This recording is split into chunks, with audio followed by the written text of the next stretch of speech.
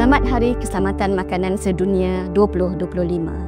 Tema sambutan pada tahun ini adalah Food Safety, Science in Action, menggariskan satu mesej yang amat jelas, iaitu kepentingan sains yang memainkan peranan dan bertindak sebagai pertahanan utama sistem keselamatan makanan negara, merangkumi semua aspek dan peringkat penghasilan makanan dari ladang hingga ke meja makan.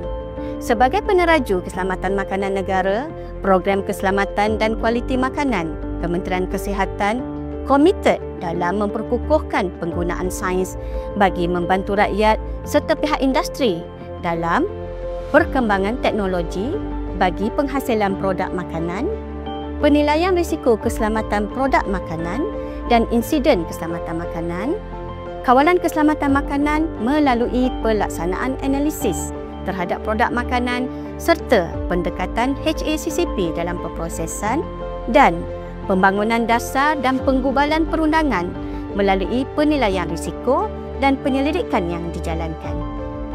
Dengan sains, kita boleh mengesan awal, bertindak pantas dan mengurus krisis keselamatan makanan dengan lebih telus, tepat dan cekap.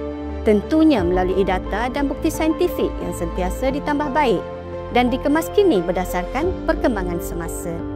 Justru, saya menyeru seluruh masyarakat dan pihak berkepentingan untuk terus membudayakan amalan keselamatan makanan berlandaskan sains bagi memastikan keselamatan dan kualiti makanan di Malaysia terus terpelihara.